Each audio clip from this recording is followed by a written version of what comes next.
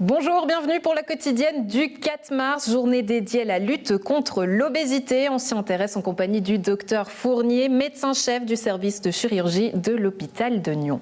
En sport, Alexandre Caporal s'invite aux soirées Chess and Girls organisées par la Garde du Roi. Une initiation au jeu d'échecs. Rendez-vous le 5 mars à Prangin et à Lausanne le 6 mars. En culture et pour terminer notre semaine dédiée au rap, on donne la parole au cofondateur du label Colors Records, Thibaut Eigenmann.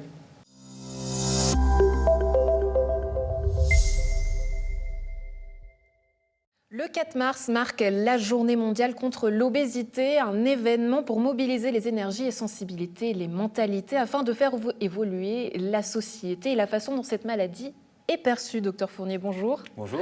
On en parle avec vous. Vous êtes chef du service de chirurgie de l'hôpital de Nyon. Alors, votre objectif, combattre cette maladie et les préjugés qui sont avec. Rappelez-nous tout d'abord l'objectif de cette journée, rapidement, en quelques mots. L'objectif, c'est un objectif qui est mondial, parce que l'obésité, c'est une pandémie. Il y en a une qui est en cours, mais il y en a une autre qui est celle du XXIe siècle, qui est l'obésité. C'est 800 millions de personnes touchées à travers le monde, et c'est 800 000 personnes en Suisse, soit 10% de la population. Le but, c'est de désacraliser et de dire que l'obésité, bien qu'elle est reconnue comme une maladie depuis 1948, en fait, elle n'y est pas, et qu'elle doit être prise en charge sérieusement par des équipes encadrées pour toute la société. Qu'est-ce qui fait qu'aujourd'hui, ce ne soit pas encore reconnu en tant que tel, en tant que maladie ? C'est il y a une vision naïve de l'obésité. On pense souvent qu'il faut manger moins et bouger plus, et puis tous les problèmes sont réglés. Et en fait, c'est faux. Il y a bien d'autres facteurs. Il y a des facteurs sociaux, il y a des facteurs environnementaux. En Afrique, vous avez beaucoup moins d'obèses, et ça se comprend. Nos sociétés, elles sont marquées par le coût marketing, par la société de consommation. Ne serait-ce qu'au bord des caisses des supermarchés, vous avez toutes les gourmandises qui vous font appel. Et tout ça, ça entraîne des conséquences sur l'obésité. Une maladie qui, malheureusement, fait vendre, trop vendre ? Qui fait vendre, oui, c'est ça. Vous avez le sucre, et le sucre, c'est une drogue. Et puis, on va dire que l'industrie s'en est bien sortie, a bien compris l'enjeu. Et on a des sucres ajoutés partout dans toute la nourriture. Et puis le sucre appelle le sucre, et puis vous mangez de plus en plus. Ouais. À l'hôpital de Nyon, quel type de pourcentage de vos patients totaux est-ce que ça représente justement ce type de maladie ? Alors, malade tout compris, c'est le même taux que la population suisse, c'est 10%. On accueille dans le centre de l'obésité environ 200 à 250 patients par an, et on en opère une centaine chaque année. Ouais. Alors l'opération, on sait que c'est le dernier recours, que le processus est long, qu'il y a toute une série de solutions. Avant d'en arriver là, on touchera d'ici quelques mots justement tout à l'heure. Mais à votre avis, est-ce que la crise du Covid a eu un impact ou a mis en lumière finalement cette maladie et changé son aspect ? Je crois que ça a bien mis l'étincelle. Pourquoi ? Au tout début de la pandémie, le Conseil fédéral ne considérait pas l'obésité comme une maladie. Elle n'était pas sur la liste des personnes vulnérables. Et puis on a mis le temps, la communauté scientifique s'est bougée, et puis on a montré qu'il y avait 60% des patients en obésité qui étaient aux soins intensifs, et que c'était les personnes vulnérables. Et donc ça a mis une petite étincelle, et puis maintenant c'est admis. Si vous êtes avec un indice de masse corporelle supérieur à 35, donc vous êtes en situation d'obésité, vous êtes aussi prioritaire pour accéder au vaccin. Si c'est une petite pierre dans l'édifice, tant mieux, pour faire reconnaître cette maladie véritablement auprès de tous nos collègues et de toute la société. Auprès de tous vos collègues, c'est-à-dire qu'aujourd'hui, il y a encore des collègues chez vous qui ne reconnaissent pas cette maladie en tant que telle, ou c'est quoi l'ambiance qui règne finalement ?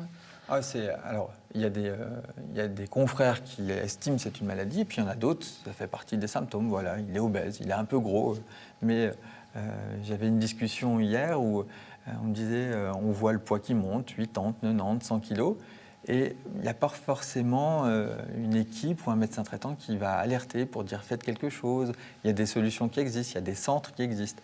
Et ça, c'est un des buts de la journée, de dire prenez-vous en main. L'obésité, ce n'est pas du cinéma, il faut devenir acteur de sa propre santé. On a le droit de dire je suis malade, je suis obèse, je vais me soigner. Aujourd'hui, cette maladie, elle a aussi une incidence sur la société, un coût, vous me disiez en préparant cette interview. Ouais, en Suisse, c'est 800 millions de francs par an. Et c'est tout compris, c'est les frais de santé, parce que quand vous êtes obèse, vous n'êtes pas que obèse, vous êtes hypertendu, vous avez le diabète, vous avez le cholestérol, vous avez des douleurs aux articulations. Ça a un coût rien qu'en termes de consultation médicale et de médicaments. Mais quand vous êtes obèse, vous ne travaillez plus forcément. Et puis, moi, je vois, il y a 15% de la population obèse qui a l'assurance invalidité. C'est un coût pour la société. Si on arrive à traiter ça, quand vous êtes, par exemple, une chirurgie de l'obésité, elle va vous enlever 80% d'un diabète de type 2. C'est tous des soins que vous n'avez plus. C'est des économies, au final, pour la société. Et c'est ce paradigme-là, ce changement d'idée qu'il faut avoir en tête quand on prend en charge les patients. C'est on améliore la santé, on améliore l'espérance de vie et on améliore aussi notre société. Ouais, tout un tabou qu'il y a aussi autour de cette maladie, chose que vous essayez de lutter justement cette journée du 4 mars. Quels sont les conseils ou peut-être ce que vous pouvez dire aux gens qui nous regardent? Alors, on a envie de dire, bien manger, c'est une priorité. Il faut bien penser. Il faut bien penser comment on va manger. Souvent, les personnes qui sont en obésité, il y a eu un déclencheur. Donc si vous comprenez pourquoi vous êtes mis à grignoter un peu plus, à compenser un peu plus, le chocolat, on dit que c'est la récompense, mais ce n'est pas pour rien. Si vous comprenez le déclencheur, vous avez déjà mis une bonne chose. Et ça, les psychologues du centre, elles sont là pour aider. Et puis après, il y a le bien bouger. Il faut faire du sport. Et ça, il n'y a pas de secret. Il faut devenir accro au sport. Et ça s'apprend.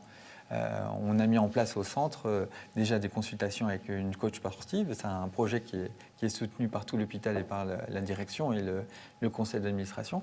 Puis maintenant, on a lu dans la littérature scientifique que plus on commençait tôt, y compris après l'opération, on avait une action. Et on a mis un partenariat dernièrement avec la clinique La Linière où 3 semaines après l'opération, par des professionnels de la réadaptation, on met en place des actions pour le sport également. Oui, alors vous êtes spécialisé dans la chirurgie bariatrique, mais alors, en gros, ce que j'entends, c'est que finalement, tous ces services doivent se coordonner pour lutter contre cette maladie. Exactement, c'est une équipe. C'est pas, la chirurgie, c'est 10% du résultat. Il y a beaucoup de travail avant, il y a beaucoup de travail après, et la chirurgie, ce n'est pas un coup de baguette magique. Tout seul, on ne peut rien faire. Et donc, il faut que toute la collectivité du centre de l'obésité, des confrères en ville, des médecins traitants, des spécialistes autres, cardiologues, les gynécologues, les dentistes. On ne se rend pas compte quand on perd du poids, aussi la dentition va bouger, il faut prendre ça en charge parce que si vous n'avez pas de dents, vous ne pouvez pas manger. Donc c'est un tout. L'obésité, elle touche toutes les catégories, y compris l'oncologie avec le cancer. Maintenant, l'obésité, c'est le premier facteur de risque du cancer. Ouais. Et ça, on n'y pense pas et ça a aussi un coût. Ouais, ça a une incidence aussi sur d'autres maladies et pourtant, si vous luttez contre cette maladie, finalement, s'il n'y en a plus, vous pourriez perdre votre métier, j'ai envie de dire. Il n'y aurait plus vraiment raison d'être. Ça, c'est ce que les détracteurs nous disent, ce qui est faux. Un patient diabétique, son corps restera diabétique, il y aura toujours besoin d'un suivi par un diabétologue. Okay. Et le fond, quand vous traitez l'obésité, vous traitez certes les maladies, mais vous traitez l'ensemble du corps. Et puis vous savez bien qu'une société où il y a de la prévention, elle est toujours plus efficace. En Chine, c'est une médecine qui est basée sur la prévention et ils sont en meilleure santé. Il y a toujours des médecins qui prennent en charge les pathologies. Ouais. Donc ça, c'est un faux problème à mon avis. Un faux problème et surtout un problème qui doit être résolu, c'est cette maladie, l'obésité, le 4 mars qui marque justement la journée mondiale contre l'obésité. Docteur Fournier, merci beaucoup d'avoir été avec nous. Merci beaucoup pour l'invitation.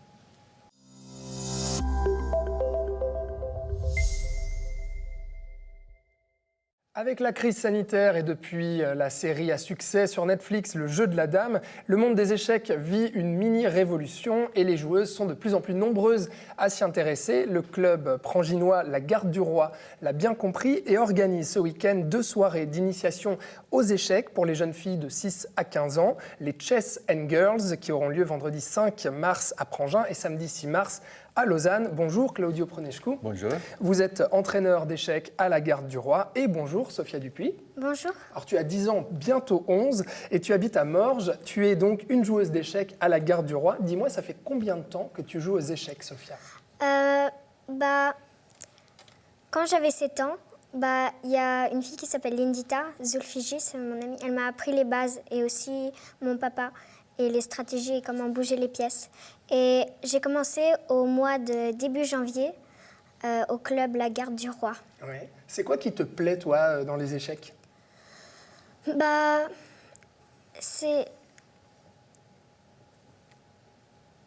qui me plaît un peu, ma motivation aussi, c'est que depuis que je suis petite, comme je l'ai dit, mon amie, j'aimerais Lindita Zulfiji. J'aimerais la battre ? Oui, j'aimerais essayer de la battre, oui. Donc c'est le défi, la compétition qui t'intéresse. Oui. Claudio, pourquoi organiser 2 soirées consacrées à l'initiation pour les jeunes filles ? On a parti de l'idée que, comme il y a peu de filles au monde des échecs, aussi en Suisse, comparativement avec les garçons, on a organisé ce projet pour encourager les filles pour venir et jouer les échecs. Vont être, mais je peux parler plus tard, 3 événements. Donc, le premier, c'est la soirée du jeu, où sont les filles qui font une équipe avec une copine et ils vont affronter, bon, c'est un match amical, convivial des autres filles.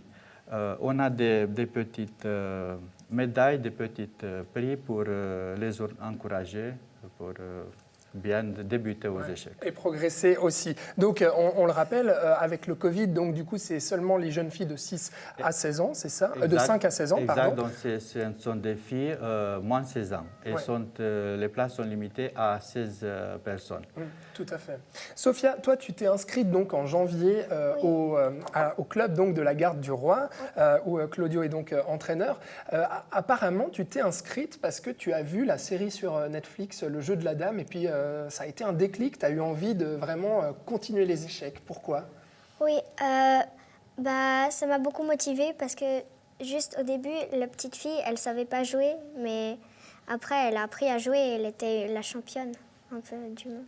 Donc tu t'es identifiée dans le personnage d'Elizabeth Harmon, qui est jouée par Anya Taylor-Joy. Claudio, les jeunes filles ont besoin de ce type de modèle, comme cette série-là, le Jeu de la Dame, pour les encourager justement à la compétition et à ce jeu d'échecs qui est habituellement très masculin. Je pense que les filles ont besoin de modèles pour s'identifier. Et dans l'histoire de l'échec, une très forte joueuse hongroise a été Judith Polgár, qui est l'héroïne principale de la série Netflix, Bette Taylor.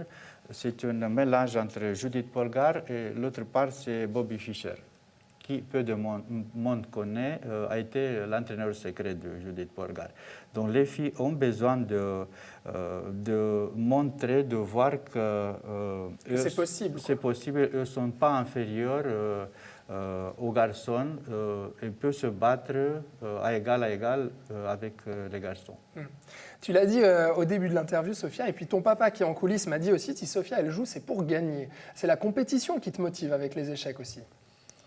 Oui, aussi, mais je trouve, parce que pour moi, à chaque fois que je bouge une pièce, c'est comme si je faisais un choix dans ma vie, par exemple. Chaque pièce, elle a un choix ou quelque chose à accomplir. Et donc c'est aussi pour moi comme une vie. Et ça aide aussi pour le calme, la concentration et... Oui, la réflexion. Et puis il y a le jeu aussi qui t'attire, ce côté un peu ludique de ce jeu d'échecs. Oui, et on doit être vite et rapide. On doit être vite et rapide pour faire de bonnes décisions. Et celui-là qui fera ça, il aura plus de chances de gagner. Ouais. D'accord, oui, donc il y a toute cette complexité-là, je vais y arriver, merci Claudio. Donc c'est ce travail mental et puis ce côté compétition qui, vous l'avez dit aussi, encourage justement les jeunes filles aussi, qui leur permettent le jeu d'échecs à la compétition et notamment qui les aide aussi dans leur vie et dans leur milieu professionnel également. Également, bien sûr, donc... généralement, les filles, par l'éducation, par la culture, sont pas encouragées d'aller, par exemple, aux échecs, parce que là-bas, on sait qu'il y a des préjugés que là-bas, c'est un jeu exclusif pour les garçons, où se battent des soldats. En réalité, c'est ce que la série Netflix a montré aux jeunes qui n'ont pas connu avant. C'est que le jeu d'échecs apporte à plusieurs facettes. Il y a plusieurs dimensions. Donc, c'est très bénéfique pour les filles pour viennent et apprendre à jouer d'échecs. Et plus tard, pour se mettre sur le même pied d'égalité, pour se battre avec les garçons, pour les professions considérées exclusives masculines. comme l'ingénierie, robotique, l'informatique, etc. Donc elle apprend des petits que, peu importe, moi je acquise des habiletés qui sont plus tard nécessaires dans cette lutte. Sophia, ton prochain but, alors on l'a dit, c'est battre ta copine déjà. Et ensuite, qu'est-ce que tu aimerais faire avec les échecs? Tu aimerais faire davantage de compétition? Où est-ce que tu te vois, toi, dans quelques années? Bah, j'aimerais bien faire des tournois et des compétitions. Et quand je les ferai, bah, j'ai vraiment hâte en tout cas. Ouais. Tu veux devenir la meilleure de Suisse?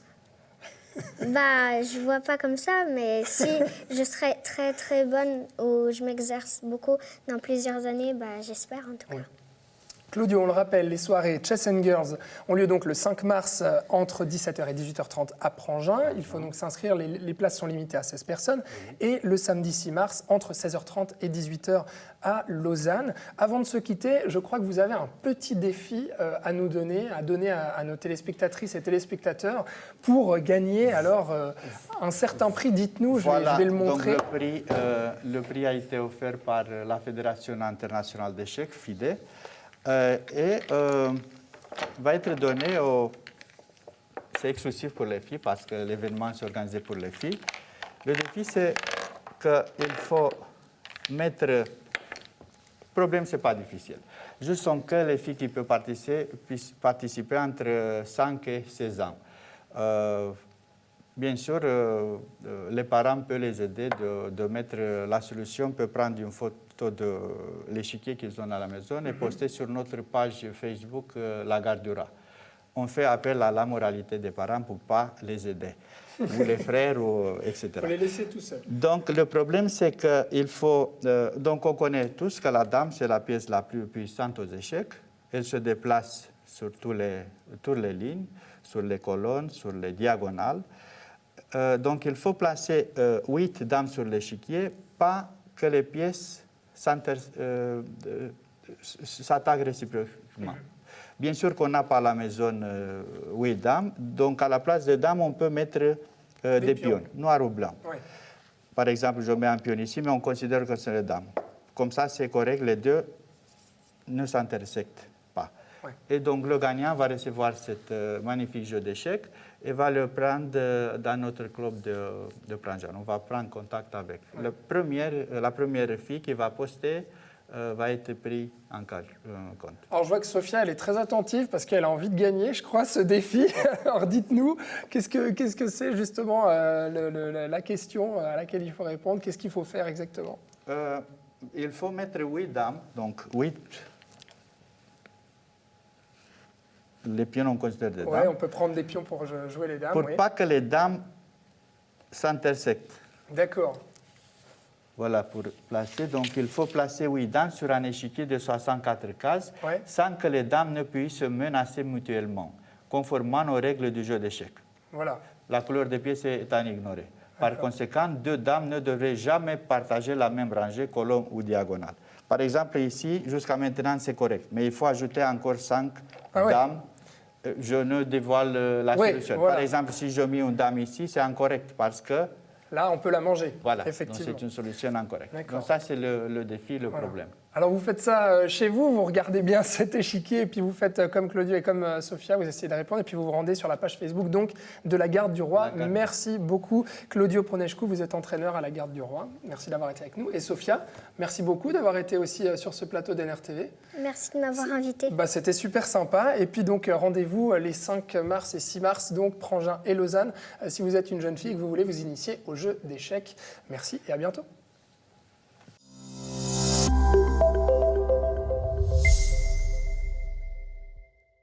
Pour terminer cette semaine spéciale rap, on donne la parole à Colors Records. Le label est la maison mère du rap en Suisse. Retour sur ses 12 ans d'histoire en compagnie du cofondateur Thibaut Eigenmann. Bonjour. Bonjour. Merci beaucoup d'être avec nous. Alors, on l'avoue, c'est Slimka qui aurait dû être là, mais il est malade, donc on lui souhaite un bon rétablissement.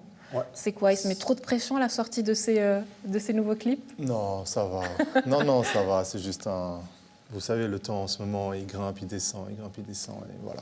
Ouais, cette saison. Voilà, cette saison, exactement. Non, il est très confiant pour son clip qui sort aujourd'hui. Donc, allez le guetter sur YouTube. Le morceau s'appelle Rainbow. Ouais. Et Featuring histoire que Varnish je vous Lapis. embête encore un petit peu, Slimka en mode malade, c'est quand même en mode warrior ninja, ou alors c'est comme tous les hommes, on l'avoue, les clichés, il est au fond de son lit, il n'en peut plus. Non, Warrior. C'est un Warrior, ouais, ah, bien sûr. ça c'est le bon copain qui parle, parce que finalement vous êtes aussi un peu le papa de... Non, il m'a déjà appelé 3-4 fois et tout ça. Non. D'accord. Il y a toujours beaucoup de choses à faire, Ouais. notamment au niveau de son image et tout ça. Et donc, il a profité de m'appeler. Non, c'est un bosseur, même KO. C'est Donc juste on y que là, croit, c'était la mieux semaine qu'il se prochaine déplace on pas. l'aura en pleine forme, c'est une bonne chose cette saison. À fond. En lui, c'est Clair. un bon rétablissement. Alors, Colors, c'est un label qui n'a plus ses preuves à faire, qui existe depuis 2009, mais aujourd'hui, maintenir ce label à Genève et surtout en période de Covid, comment c'est? Bah alors, c'est particulier. C'est particulier parce qu'effectivement, nous, très vite, on avait développé une partie live où on gérait les lives de nos artistes. Et être amputé du live pour c'est très compliqué. C'est très compliqué quand on prépare des sorties d'albums. Donc, au final, on essaye de trouver une nouvelle vision en se disant, voilà, on va pas miser sur le live, parce que défendre un album en spectacle vivant, Ouais. c'est aussi important que la musique enregistrée, en fait. Ouais. Et c'est important pour faire la promotion, j'imagine aussi, Ouais, c'est ça. de la musique, des C'est une nouveautés. façon de faire vivre l'album. Ouais. Et qui, pour les artistes avec lesquels on travaille, c'est capital. Pour eux, ils ont besoin d'être face à leur public. C'est là où le concret du travail qui a été fait et de la proposition artistique via la musique enregistrée prend tout son sens. Mais aujourd'hui, plusieurs festivals nous parlent de solutions. Ils essayent eux-mêmes de trouver des solutions, retourner sur scène. Certains parlent de festivals en mode tout le monde assis. Est-ce que c'est une solution qui pourrait convenir au rap, selon toi? Tout est envisageable, mais c'est très fébrile.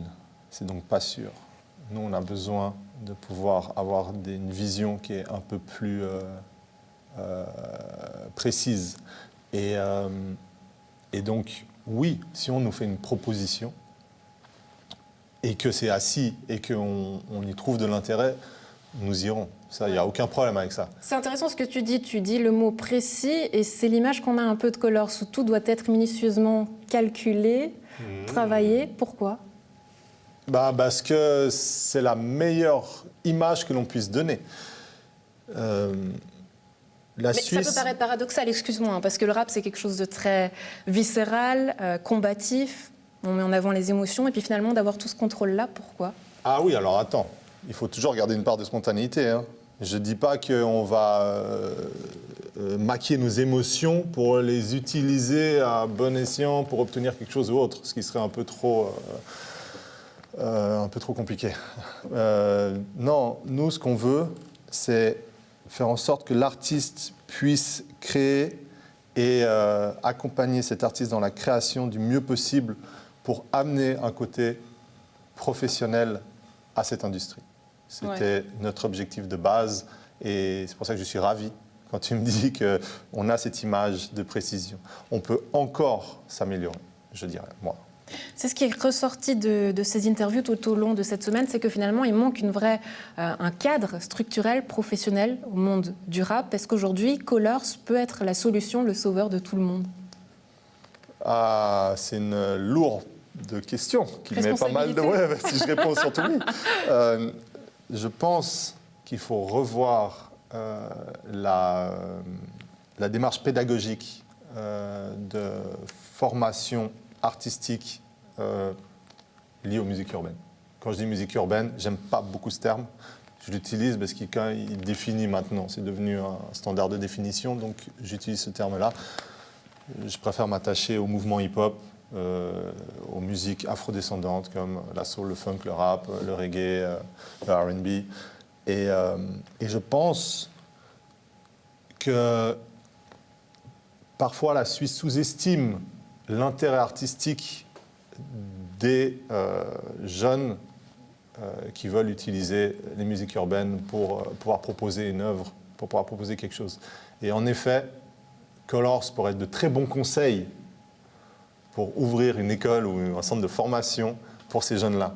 Ouais. Est-ce qu'aujourd'hui, justement, certains viennent un petit peu vous challenger? On peut citer par exemple 021 Records Label à Lausanne. Ouais. J'imagine que ça aussi, c'est une compétitivité qui est finalement saine dans le milieu du hip-hop. Exactement.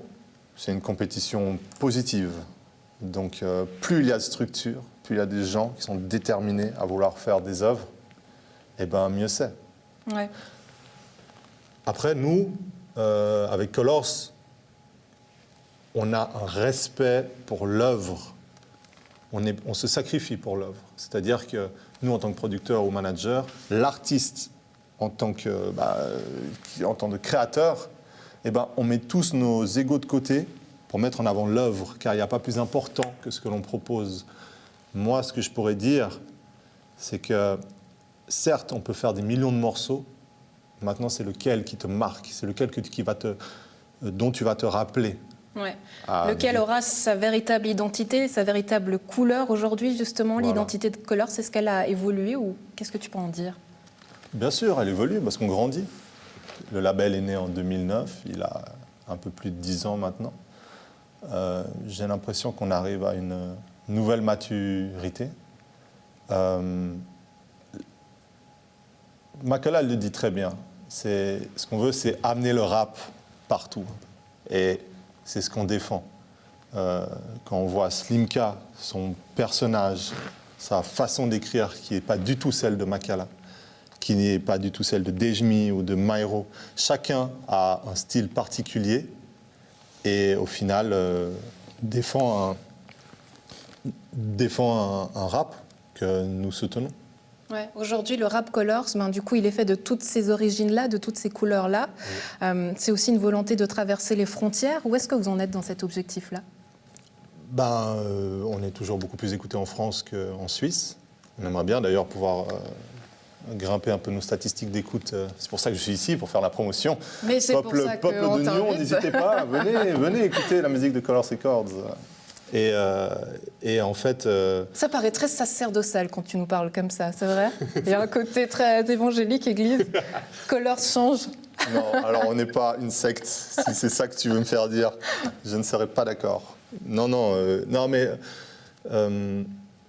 ça se passe plutôt bien avec la France. Ouais. Le truc, c'est qu'il faut être constant.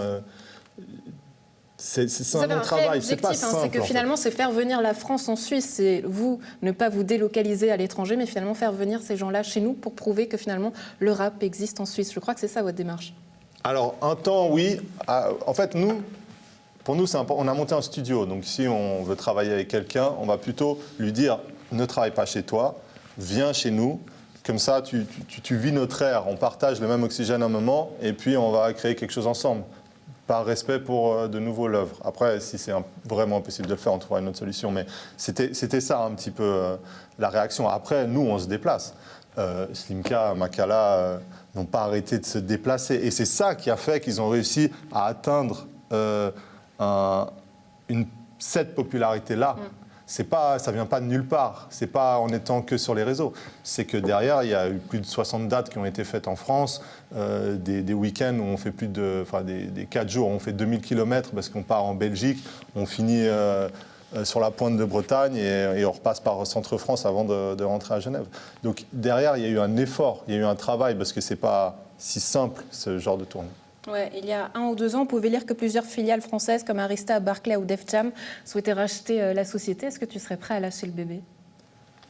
Non. Ouais. Non. Et peut-être c'était un peu présomptueux à l'époque où j'ai dit ça. Ils étaient intéressés. J'avais pas... ça fait un petit peu... je me la raconte un peu, là, genre... Mais c'était vrai. C'est la maturité qui te fait un petit peu évoluer dans ton discours, c'est ça? Non, mais c'est entendre la phrase comme ça. Elle est assez belle, j'avoue. Mais en plus, c'est réel. Je les ai tous rencontrés. On en a discuté.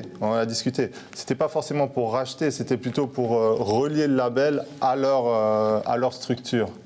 Alors, pour ramener ça au côté financier, du coup, tu me disais beaucoup de travail en cette période, mais ce n'est pas forcément synonyme d'argent. Aujourd'hui, est-ce que vous pouvez vous développer financièrement? Où est-ce que vous en êtes avec Colors?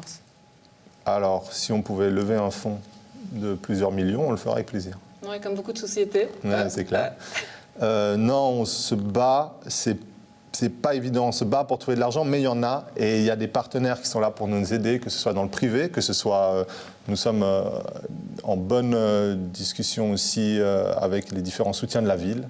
Il y a des gens qui sont intéressés, avec qui sont tout à fait ouverts à nous recevoir. C'est plutôt positif, c'est-à-dire qu'aujourd'hui les mentalités changent aussi, le regard qui est porté sur le rap a aussi évolué? Je l'espère, on est en 2020, le rap à 40 ans est toujours aussi présent, toujours aussi fort. Il lead complètement le marché francophone de la musique. Donc se tourner vers nous, c'est aussi un peu, il y a aussi un peu une logique derrière. Ouais, et pour boucler cette interview, tu disais qu'aujourd'hui Colors cherche aussi des solutions à se réinventer, pas seulement sur scène, mais à trouver des solutions. Ça serait lequel? C'est quoi le rap de demain? Bon, le rap de demain, le rap de hier, je dirais que c'est, de toute façon, le plus important, c'est la conscience qu'on met dans ce qu'on fait. Donc, quoi qu'il se passe, une œuvre est intemporelle. Je peux écouter un morceau du Wu-Tang sorti en 93 et le trouver toujours aussi moderne. Donc, il n'y a pas vraiment une règle pour dire « Ah, on a la musique du futur, on la tient », à part être sincère et puis sortir un peu de sa zone de confort aussi et tenter des choses. Je dirais que... Est-ce qu'aujourd'hui, le rap, c'est aussi sortir de sa zone de confort, c'est aussi finalement accepter tout bêtement les interviews, les plateaux télé? Oui, mais quand on se sent prêt et quand on est bien préparé. Parce que si on n'est pas bien préparé, on n'a rien à dire. Donc autant se sentir prêt et convaincu plutôt que se forcer à faire une apparition dans les médias qui est mal maîtrisée, parce que maintenant sur les réseaux, ça va vite. Et sur les réseaux sociaux, vous y connaissez justement Colors Records, plus de 10 ans d'histoire. Thibaut Hagemann, merci beaucoup d'avoir été avec nous. Merci Andrea. Bonne journée.